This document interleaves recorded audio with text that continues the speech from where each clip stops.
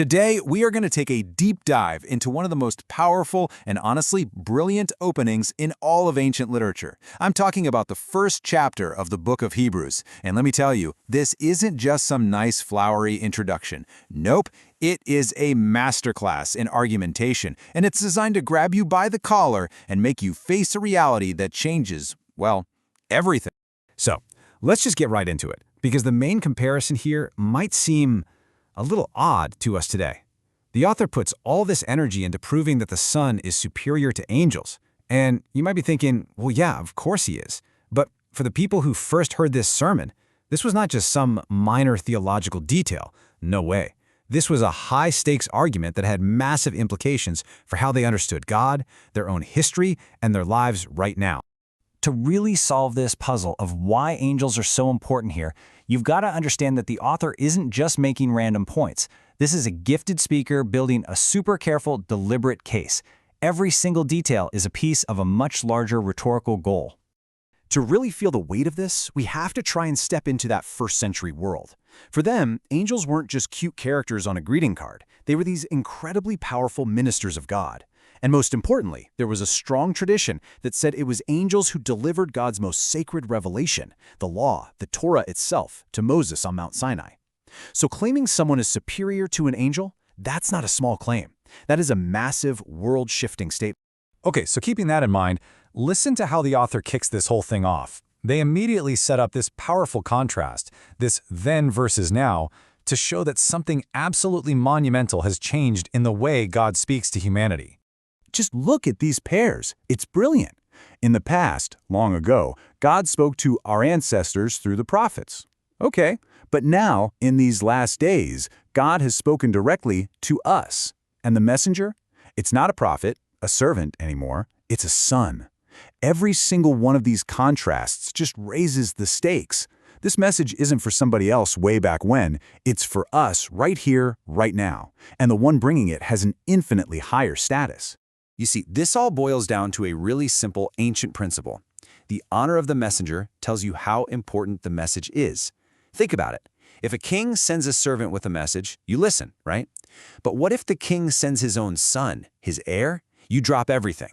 The author is making it crystal clear that the message delivered by the son has a weight, a gravity that is totally unparalleled and demands our absolute attention.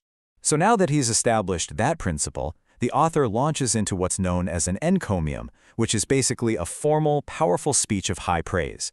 The whole goal here is to build an absolutely undeniable case for the Son's supreme status, leaving zero doubt about his honor and his cosmic importance. And to build this case, the author taps into something their audience knew really well: Jewish wisdom traditions.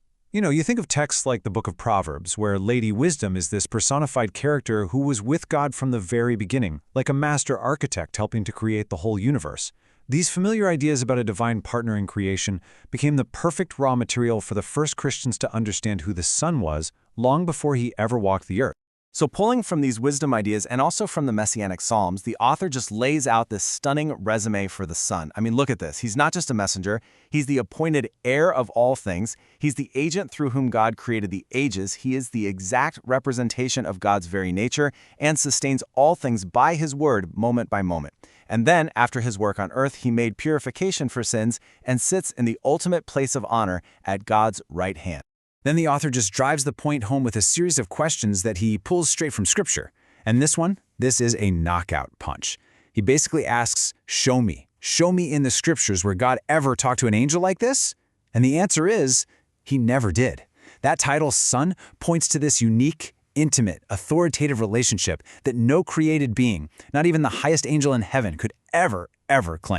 And then he draws another huge contrast. The Son is permanent. He's unchangeable. His throne is forever. He is always the same.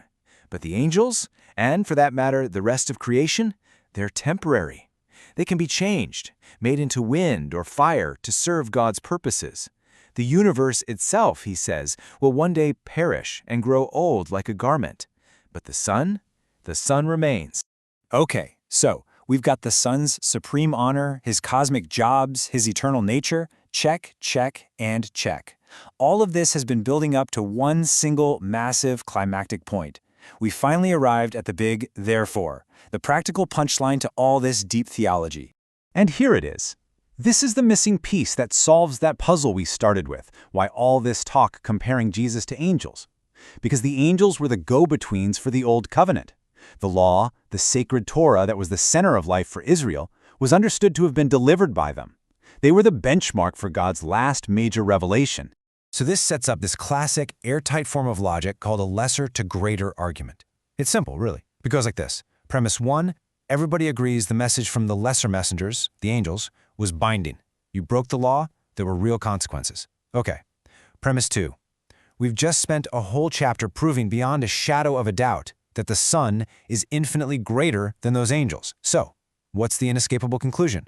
The message from the Son demands far, far more serious, diligent, and unwavering attention. And boom, there's the punchline. This is the whole point of that entire opening argument. After proving the Son's supreme greatness, the author gives the warning.